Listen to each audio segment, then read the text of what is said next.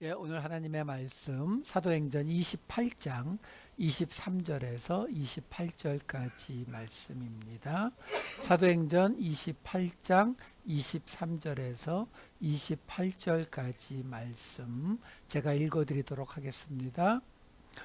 그들이 날짜를 정하고 그가 유숙하는 집에 많이 오니 바울이 아침부터 저녁까지 강론하여 하나님의 나라를 증언하고 모세의 율법과 선지자의 말을 가지고 예수에 대하여 권하더라.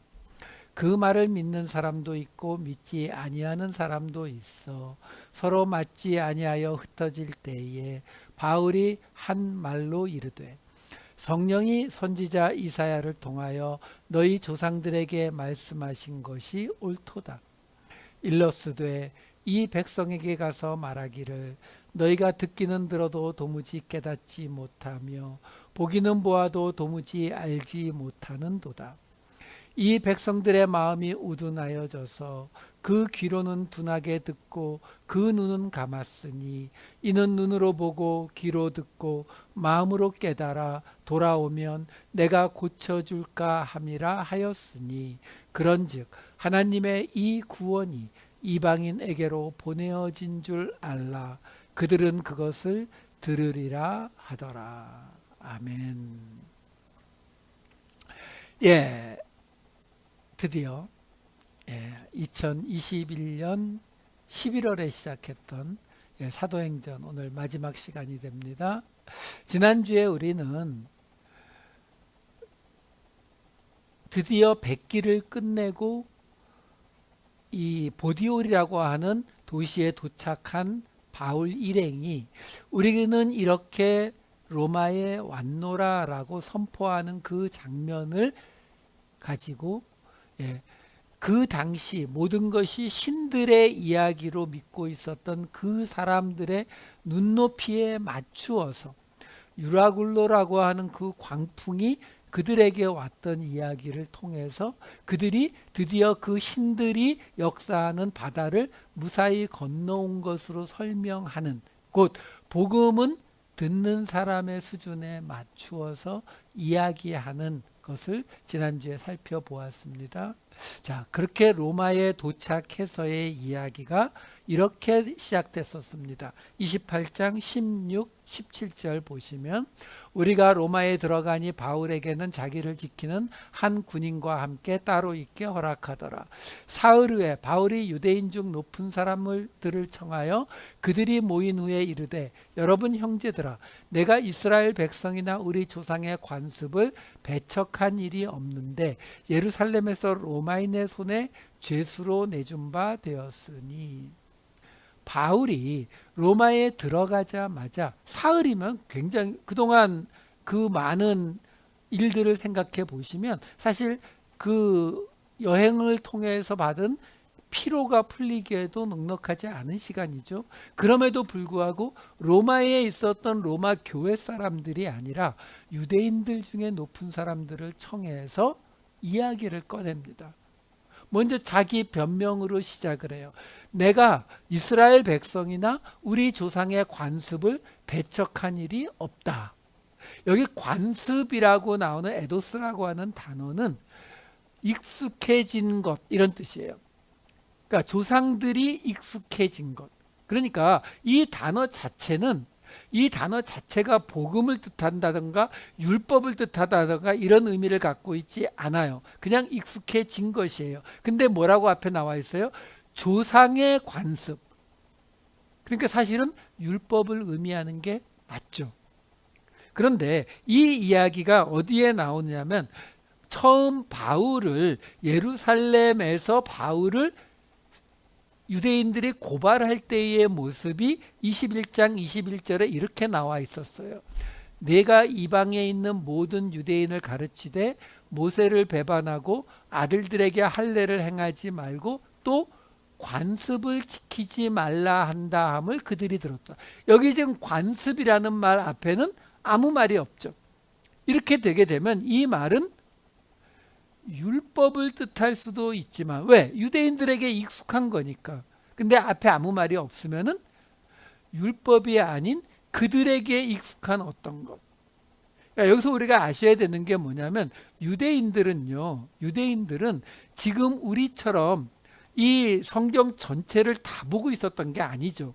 그걸 다 알 수도 없고, 주로 모세오경과 그 외에 몇 권의 책만을 그들이 주로 보았기 때문에 그들에게 부족했던 부분들은 그들의 관습 속에서 익숙해진 것들을 문자화하고 법령화해서 지켰어요.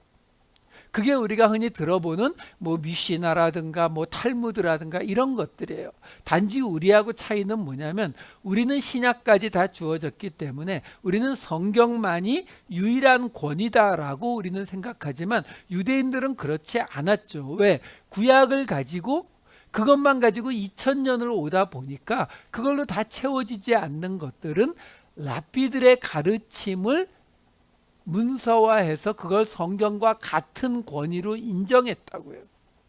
그래서 우리가 알다시피 예수님한테 덤벼들었던 사람들이 있잖아요. 이 파라디돔이라는 단어인데 제가 좀 보여드릴게요. 이 예수님에게 왔던 사람들의 이야기가 마태복음 15장 2절 3절, 갈라디아서 1장 14절, 데살로니가후서 2장 15절 이렇게 나와요. 마태복음 15장 2절 3절에 보시면은 당신의 제자들이 어찌하여 장로들의 전통을 범하나이까. 이 전통이라고 번역된 파라디돔이라고 하는 단어도 본래 전통, 뭐 율법 이런 뜻이 아니라 전하다, 넘겨주다의 뜻이에요. 그러니까 장로들이 전해준 걸 범하느냐 이 말이에요. 근데 장로들이 전해준 게 뭐예요? 율법도 되고 아까 말씀드린 미시나라든가 탈무드 같은 그들이 정해놓은 규범들. 왜? 같은 권위를 가지니까. 그러니까 예수님이 대답하시잖아요. 어찌하여 너희의 전통으로, 이렇게 말하잖아요. 갈라디아서 1장 14절 보면 사도 바울이 이렇게 말하죠. 내 조상의 전통에 대하여, 이렇게 말하잖아요. 그러니까 내 조상의 전통, 그러면 이건 율법이에요. 아니면 그 율법 안에는 바로 미시나 탈무드 이런 거 다 포함되는 거거든요. 그럼 복음은 안 그래요? 데살로니가 후서를 보시면 이렇게 나와요. 2장 15절. 사도 바울이 이렇게 말해요. 그러므로 형제들아 굳건하게 서서 말로나 우리의 편지로 가르침을 받은 전통을 지키라. 똑같은 파라디돔이거든요. 근데 여기서 지금 사도 바울이 말이나 편지로 가르친 게 뭐예요? 복음이죠. 그러니까 이 단어 자체는 율법이나 어떤 걸 딱 의미하는 게 아니에요. 그래서 항상 앞에 뭐가 붙어요? 그게 뭔지에 대한 설명이 붙는다고요. 장로들의 전통, 조상들의 전통, 가르침을 받은 전통, 이렇게 설명이 나오는 거예요. 근데 거기에 비해서 아까 우리가 보았던 걸 보면은 사도 바울이 뭐라고 이야기했냐면 그 유대인들을 모아놓고서 내가 우리 조상의 관습, 에도스, 똑같은 방식이거든요. 이 에도스, 익숙해진 것을 내가 배척한 적이 없다. 여기서 지금 사도 바울이 우리 조상의 관습, 조상의라는 말을 붙여넣었기 때문에 이거는 적어도 율법 혹은 탈무드 미시나 같은 거예요. 그런데 아까 보았지만 예루살렘에서 있었던 21장 21절 다시 한 번만 보여주세요. 거기 보시게 되면은 뭐라고 나왔었느냐면은 또 관습을, 에도스를 지키지 말라 한다 함을, 이렇게 나와요. 고발한 내용이 앞에 아무것도 안 붙어 있으면 이거는 정확히 뭘 의미하는지 사실 그래도 율법을 의미하는 게 맞아요. 근데 왜 누가가 요 차이를 살짝 차이를 두고 말하고 있을까라는 거죠. 무슨 말이냐면 지금 사도 바울을 고발하고 죽이려는 유대인들이 있잖아요. 근데 그 사람들은 어떻게 말하고 있는 거예요? 저 사람이 우리의 그 모든 우리가 지켜온 율법이나 뭐 이런 모든 것들을 지키지 말라고 하고 있는 나쁜 놈, 이렇게 말하고 있는 거거든요. 근데 사도 바울은 뭐라고 말해요? 나는 우리 조상들의 그 에도스를, 그 익숙해진 것들을 지키지 말라고 배척한 적이 없어 라고 말하는 거죠. 그러니까 지금 사도 바울이 말하고 있는 에도스와 지금 유대인들이 고발하고 있는 에도스 사이에는 차이가 있다라고 누가가 말해주는 거예요. 사실은 같은 의미로 말했을 텐데도 그 차이점을 지금 의도적으로 얘기하고 있는 거라고요. 왜요? 사도 바울이 이 사도행전에서는 계속 뭐라고 주장해 왔어요? 자기가 지금 전하고 있는 게 뭐라고요? 한꺼번에 쭉 볼게요. 24장 14에서 15, 26장 6에서 7, 26장 22절, 28장 23절을 보시게 되면 24장 14, 15에 뭐라고 나와요? 14절에 보면 조상의 하나님을 섬기고 율법과 선지자들의 글에 기록된 것을 다 믿으며 하나님께 향한 소망을 가졌고 의인과 악인의 부활이 있으리라. 내가 이것 때문에 잡혀왔다라는 거거든요. 그 다음에 26장 6절과 7절을 보시면은 하나님이 우리 조상에게 약속하신 것을 내가 바라는 까닭에 아그리빠 왕이여 이 소망으로 말미암아 내가 고소를 당했다라고 말하고 있고 26장 22절 보시게 되면은 내가 지금 증언하는 건 선지자들과 모세가 반드시 되리라고 말한 그걸 내가 증언하고 있다라는 것이고 지금 오늘 보고 있는 이 28장에도 뭐라고 나오냐면은 모세의 율법과 선지자의 말을 가지고 예수에 관하여 권하더라 이렇게 나오잖아요. 그러니까 이 사도행전에서는 지금 여기에서는 사도 바울이 유대인들과의 이야기를 하고 있기 때문에 철저하게 자신이 말하고 있는 것은 모세와 그리고 율법과 선지자들의 말과 같은 이야기를 내가 하고 있다라고 말하고 있다라고 지금 누가가 전해주고 있는 거예요. 그렇기 때문에 그럼에도 불구하고 사도 바울을 고발하고 죽이려고 하는 그 유대인들이 주장하는 사도 바울이 우리의 관습, 에도스를 배척하고 있다라고 말하는 그것에 쟤네들이 말하는 거하고 우리 사도 바울 선생님이 말하고 하는 거하고 조금 어긋나 있다라는 것을 이 말에서 지금 우리에게 보여지고 있는 거예요. 그래서 그 사도 바울을 고발하는 모습을 보시게 되면 21장 28절, 24장 5절 6절은 아까 봤지만 다시 보여드릴게요. 21장 28절에 보면 뭐라고 나와요? 우리 백성과 율법과 이곳을 비방하여 성전을 더럽혔다. 24장 5절 6절은 전염병 같은 자인데 유대인을 다 소욕해 하는 자고 성전을 더럽게 함으로 우리가 잡았다 라고 말하고 있거든요. 근데 그 사도 바울이 사실 처음 붙잡혔을 때 그들이 주장했던 걸 보시게 되면은 이 사람들이 실제로 분노하게 된 건 저런 내용이 아니에요. 이렇게 나옵니다. 22장 18절과 21, 22절을 보면은 봄에 주께서 내게 말씀하시되 속히 예루살렘에서 나가라. 그들은 내가 내게 대하여 증언하는 말을 듣지 아니하리라 하시거늘. 나더러 또 이르시되 떠나가라. 내가 너를 멀리 이방인에게로 보내리라 하셨느니라. 이 말하는 것까지 그들이 듣다가 소리질러 이르되 이러한 자는 세상에서 없애버리자 살려둘 자가 아니라 하여. 그러니까 유대인들이 실제로 분노하게 된 포인트는 뭐예요? 하나님이 너희를 버리셨다. 하나님이 이제 너희를 버리고 이방인에게 가실 것이다. 이 말을 들으니까 그들이 분노하게 되더라. 실제로 바울을 죽이려고 한 것은 앞에서는 마치 유대인들을 위해서 성전을 위해서 행하는 것처럼 말했지만 실제적으로 그들이 분노하게 된 것은 그들이 하나님으로부터 버림받았다라고 말했다라는 것 때문이었다는 거죠. 근데 사도 바울은 그것을 이렇게 정리해 버립니다. 24장 20절 21절 보시면은 그렇지 않으면 이 사람들이 내가 공회 앞에 섰을 때에 무슨 옳지 않은 것을 보았는가 말하라 하소서. 오직 내가 그들 가운데 서서 외치기를 내가 죽은 자의 부활에 대하여 오늘 너희 앞에 신문을 받는다고 한 이 한 소리만 있을 따름이니이다 하니. 사도행전 25장 18, 19절 원고들이 서서 내가 짐작하던 것 같은, 이거 베스토 총독이 한 말이에요. 악행의 혐의는 하나도 제시하지 아니하고 오직 자기들의 종교와 또는 예수라 하는 이가 죽은 것을 살아있다고 바울이 주장하는 그 일에 관한 문제로 고발하는 것 뿐이라.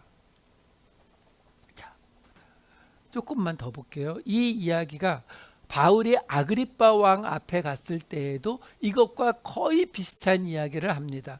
26장 6절과 8절, 이제도 여기 서서 신문 받는 것은 하나님이 우리 조상에게 약속하신 것을 바라는 까닭이니 이 약속은 우리 12지파가 밤낮으로 간절히 하나님을 받들어 섬김으로 얻기를 바라는 바인데, 아그리빠 왕이여, 이 소망으로 말미암아 내가 유대인들에게 고소를 당하는 것이니이다.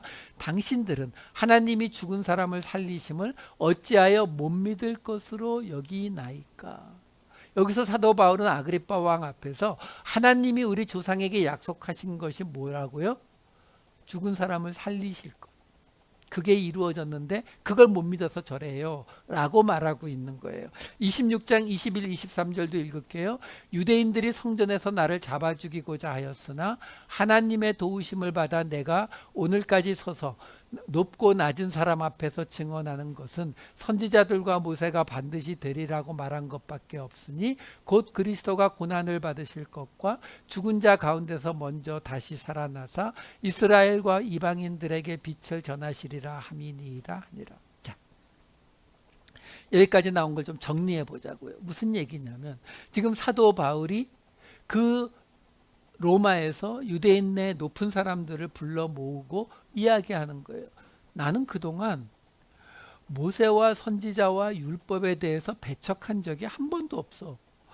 그 이스라엘이 소망하고 있었던 그 모세와 율법과 선지자를 통해서 이루어지기를 바라고 있었던 그 똑같은 이야기를 한 것뿐이야. 그런데 저들이 나를 죽이려고 하더라. 근데 그 죽이려 하는 이유가 뭐라고 지금 이야기하는 거예요? 죽은 자 가운데서 살아나신 이를 전하기 때문에. 근데 아까는 뭐 때문에 유대인들이 죽이려 했다고요? 하나님이 그들을 떠나서 이방인에게 갔다라는 그 말을 했기 때문에. 이게 같은 이야기가 되는 거예요. 결국 유대인들이 바울이 전하는 복음을 받아들이지 못하는 가장 큰 이유가 뭐라고요?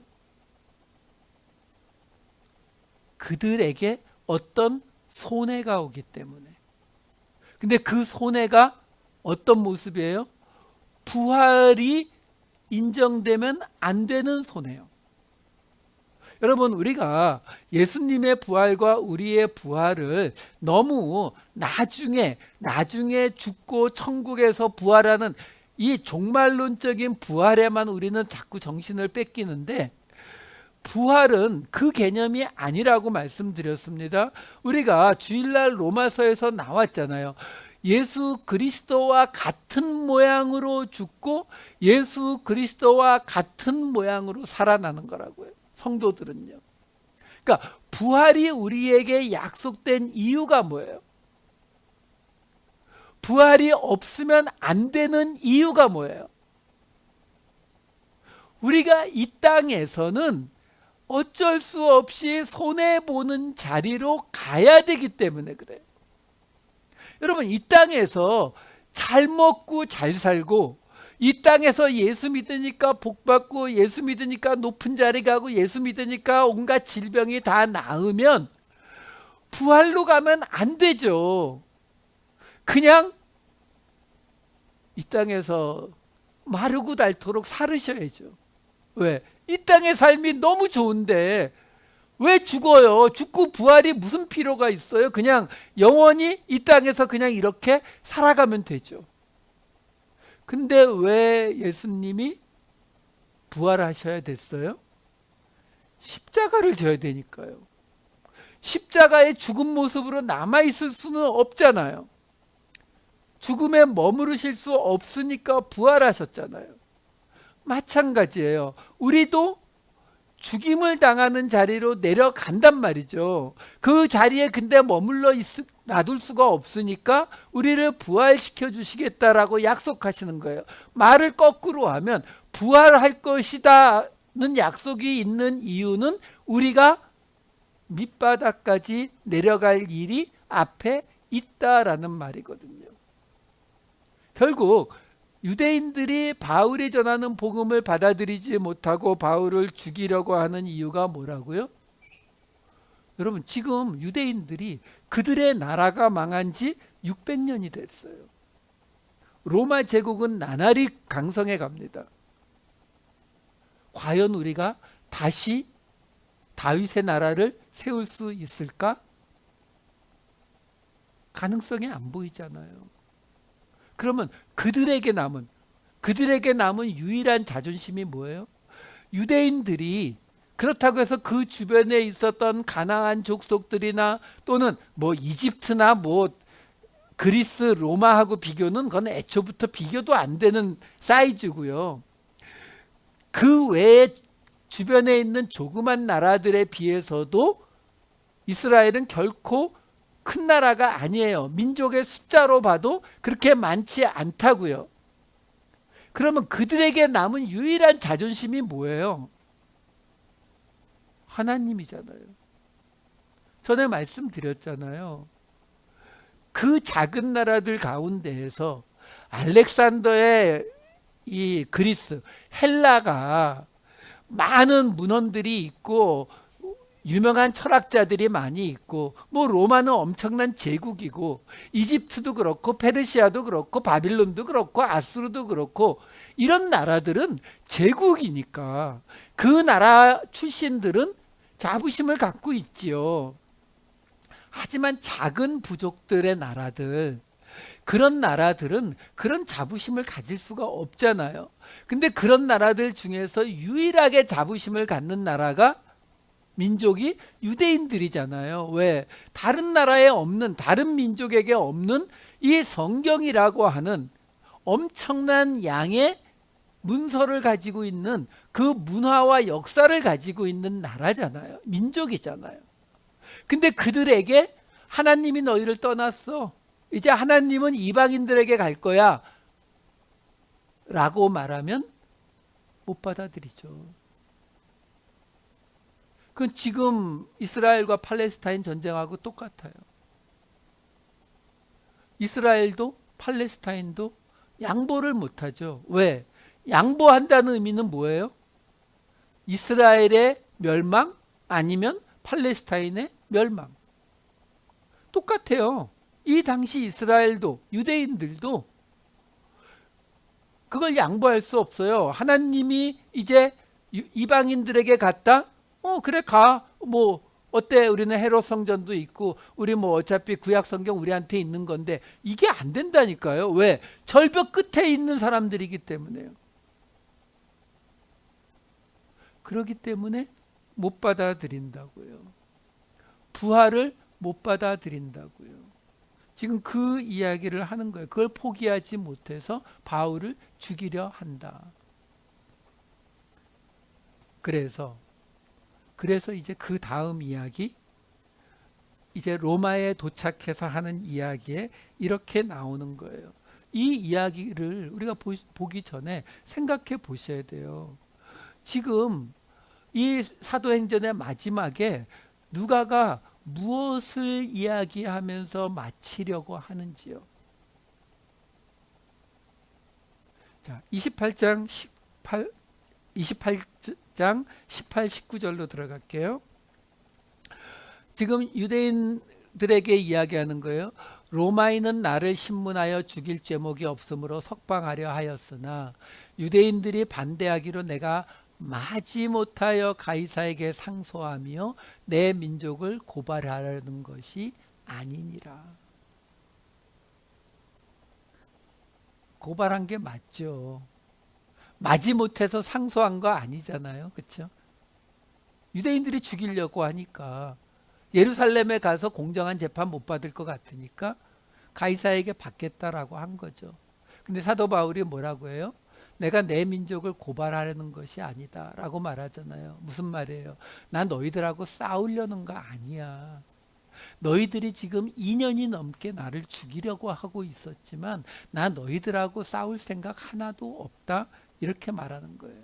그러면서 그 이어지는 20절에 이렇게 나오는 거예요. 이러므로 너희를 보고 함께 이야기하려고 청하였으니 이스라엘의 소망으로 말미암아 내가 이 쇠사슬에 매인 바 되었노라. 우리 같은 이스라엘 사람이잖니. 우리가 갖고 있는 소망이 있잖아. 그 메시아에 대한 소망 때문에 내가 쇠사슬에 매인 바가 된 거야. 너희하고 싸우려고 내가 여기 가이사에게 와서 이야기하고 있는 게 아니야 라고 설명을 하고 있는 거예요. 그러면서 22절에 이렇게 나옵니다. 그랬더니 이 사람들의 반응이 이에 우리가 너의 사상이 어떠한가 듣고자 하니 이 파에 대하여는 어디서든지 반대를 받는 줄 알기 때문이라 하더라. 그러니까 이 사람들이 그래? 나 그 복음이라는 거 한번 들어보고 싶어. 왜? 어디 가든지 유대인들이 다 너희를 반대한다는 건 내가 아는데 한번 들어보자. 여기까지 가는 거예요. 왜? 사도 바울이 먼저 손 내밀었잖아요. 자기를 죽이려 하던 그 유대인들에게 내가 너희하고 싸우려는 거 아니야. 나 우리가 가진 그 메시아에 대한 소망 때문에 여기까지 와 있는 거지. 너희를 지금 가이사한테 고발한 거 아니야. 내가 너희하고 이야기해 보고 싶어서 그래. 그러니까 마음이 통했는지 뭐라고 해요? 그래 한번 들어보자. 그래서 이제 23절에 어떻게 나옵니까? 그들이 날짜를 정하고 그들이 유숙하는 집에 많이 오니 바울이 아침부터 저녁까지 강론하여 하나님의 나라를 증언하고 모세의 율법과 선지자의 말을 가지고 예수에 대하여 권하더라. 그대로 좀 요 화면 보여주세요. 여기에 보면은 우리 성경에는 약간 오해가 가능하게 나오는데 아침부터 저녁까지 강론하여, 이 액티뎀이라고 하는 단어인데 설명하다니까 뭐 강론하여도 맞아요.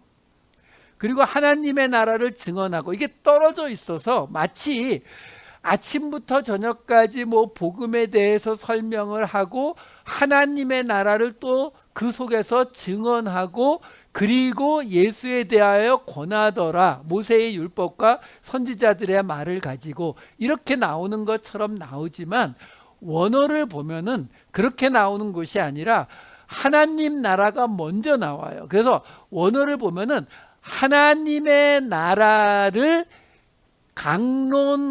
강론하고 증언하여 예수에 대하여 권하더라. 이렇게 나와요. 분사, 동사, 동사 이렇게 나오거든요.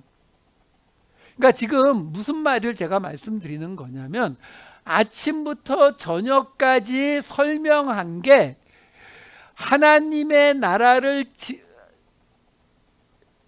죄송해요. 아침부터 저녁까지 설명한 게 뭐냐면 하나님의 나라예요. 그걸 설명하고 증언했어요. 이 액티데미는 정확히 말하면은 드러내다, 전시하다의 뜻이에요. 그러니까 하나님 나라를 증언하고 드러냈다라는 거예요. 제가 이렇게 다시 설명해 드리는 가장 큰 이유가 뭐냐면 이게 마치 제가 지금 여러분 앞에서 설교하는 것처럼 사도 바울이 사람들을 쫙 모아놓고서 복음이라는 거는 하면서 넘버 1, 넘버 2, 넘버 3 하면서 쫙 설교한, 이렇게 받아들이기 때문에 그래요. 아니요, 사도 바울이 말한 거는 하나님의 나라를 드러내고 증언했다는 거예요. 그걸 가지고 예수에 대해서 권했다라고 말하는 거예요. 여러분, 계속 말씀드리잖아요. 우리 기독교는요, 성경은요, 우리 각 개인이 예수 믿고 천국 가는 게 목적이 아니라니까요. 하나님이 우리를 향하신 목적은 이스라엘을 건국하셨던 것처럼, 구약시대에 하나님의 나라인 이스라엘을 세우셨던 것처럼 신약시대에는 예수 그리스도의 나라인 교회를, 하나님의 나라를 이 땅에 세우시는 게 하나님의 목적이라고요. 그 하나님의 나라를 예수님이 뭐라고 했어요? 너희 중에 이 땅에 임한 하나님의 나라를 볼 자도 있다라고까지 말씀하셨잖아요. 지금 사도 바울이 뭘 했다고요? 그 하나님의 나라를 보여주고 증언했다고요. 이미 사도 바울은 그 이 땅에 임한 하나님의 나라를 경험했다고요. 그게 뭐예요? 여러분, 똑같이 움직이잖아요. 예수님을 핍박한, 예수 믿는 자를 핍박한 사도 바울을 예수님이 그냥 부르셔서 당신의 사람으로 쓰셨잖아요. 그렇죠? 그 사도 바울이 지금 자기를 핍박한 유대인들에게 자기가 경험한 하나님의 나라를 그대로 드러내고 증언해 주더라라는 거예요. 그걸 가지고 예수에 대해서 권하더라라는 이야기를 지금 해주고 있다라는 거예요. 여러분, 계속 말씀드리지만 우리는 예수 그리스도의 은혜를 전해야 되는 사람들이에요. 뭘로요? 우리의 삶으로요. 그러니까 우리가 은혜를 경험해야, 은혜를 경험하고 그 은혜를 우리가 다른 사람들에게, 지금 사도 바울이 이 유대인들 중에 높은 사람들, 그 사람들이 어떤 사람들이에요? 가이사랴와 예루살렘에서 사도 바울을 2년 동안이나 죽이려 했던 그 사람들이겠죠. 그런 그 유대인 중에 높은 사람들을 불러놓고 뭐라고 한다고요? 나 당신들을 고발한 거 아니야. 나 당신들하고 싸우려는 거 아니야. 내가 이스라엘, 우리의 소망 때문에, 우리 같은 유대인이잖아. 우리의 소망 때문에 내가 잡혀와 있는 거야. 내가 지금 당신들을 해롭게 하는 어떤 게 아니라고, 그걸 설명을 하니까 이 사람들이 와서 들어줬잖아요. 그 들어준 자리에서 바로 무슨 얘기 했겠어요? 내가 경험한 하나님의 나라를 보여주고 증언하더라라는 거예요. 자, 그리고서 이제 마지막 부분이 나오는 거죠. 그랬더니 이 사도행전이 2년 동안 지금 저희가 봤는데, 뭐 정확히는 우리 이진영 목사님이 대신해 주신 부분이 많아가지고 한 6개월은 빠져요. 한 1년 반 정도 했는데, 그 1년 반 동안 우리가 사도행전을 따라왔잖아요. 그럼 이 마지막에 어떻게 끝나야 돼요? 사도 바울이 자기가 경험한 하나님의 나라를 설명하고 증언했더니 그 유대인들이 거기에서 성령을 받고 예수 그리스도를 주라고 고백하더라. 이러면 얼마나 은혜롭겠어요. 근데 그 결과가 어떻게 나와요? 28장 24, 25절. 그 말을 믿는 사람도 있고 믿지 아니하는 사람도 있어 서로 맞지 아니하여 흩어질 때에 바울이 한 말로 이르되 성령이 선지자 이사야를 통하여 너희 조상들에게 말씀하신 것이 옳도다. 그러면서 이사야서의 말씀을 이렇게 인용합니다. 28장 26, 27절. 일러스되 이 백성에게 가서 말하기를 너희가 듣기는 들어도 도무지 깨닫지 못하며 보기는 보아도 도무지 알지 못하는도다. 이 백성들의 마음이 우둔하여져서 그 귀로는 둔하게 듣고 그 눈은 감았으니 이는 눈으로 보고 귀로 듣고 마음으로 깨달아 돌아오면 내가 고쳐줄까 함이라 하였으니. 말이 조금 애매하죠. 돌아오면 고쳐주시겠다는 말인지 안 고쳐주시겠다는 말인지 조금 애매하게 번역을 해놨죠. 이 말씀이 가장 정확히 번역되어 있는 곳이 마가복음 4장 12절에, 이 이사야서 6장 말씀이 신약성경에 여러 군데 나와요. 그만큼 중요한 말씀입니다만 지금 설명하기엔 너무 기니까 제가 말씀 몇 군데만 보아드릴게요. 마가복음 4장 12절에 이렇게 나와요. 이는 그들로 보기는 보아도 알지 못하며 듣기는 들어도 깨닫지 못하게 하여 돌이켜 죄사함을 얻지 못하게 하려 함이라 하시고. 마태복음은 똑같은 걸 인용했는데 결론이 달라요. 그건 유대인들에게 하는 거니까. 근데 마가복음은 깨닫지 못하게 하는 게 결론이에요. 왜요? 아니, 예수님이 오셔서 말씀해 주시는데 비유로 말씀하시는 이유가 뭐라고요? 깨닫지 못하게, 죄사함을 얻지 못하게 하려고요. 예? 그럴 수도 있나요? 아니, 은혜로 구원 아닌가요? 은혜로 구원이면 모든 사람을, 모든 죄인을 다 구원하는 거 아니에요? 근데 오늘 사도행전의 마지막에 이 말씀을 인용했다는 거예요. 이 말씀에 대한 정확한 설명은 나중에 우리 로마서가 11장쯤 갔을 때 아마 2024년 후반기쯤 되겠죠. 그때 설명 다시 드리기로 하고 오늘은 로마서 11장 말씀을 읽어만 드릴게요. 로마서 11장 7절 8절. 그런즉 어떠하냐 이스라엘이 구하는 그것을 얻지 못하고 오직 택하심을 입은 자가 얻었고 그 남은 자들은 우둔하여 졌느니라. 기록된 바 하나님이 오늘까지 그들에게 혼미한 심령과 보지 못할 눈과 듣지 못할 귀를 주셨다 함과 같으니라. 같은 이사야서의 인용이죠. 근데 로마서 11장 이 말씀이 왜 튀어나왔나 하면요, 그 바로 앞에 있는 5절과 6절이 이래요. 그런즉 이와 같이 지금도 은혜로 택하심을 따라 남은 자가 있느니라. 만일 은혜로 된 것이면 행위로 말미암지 않음이니 그렇지 않으면 은혜가 은혜되지 못하느니라. 그리고서 이 이사야서 말씀을 사도 바울이 로마서에서 인용한 거예요.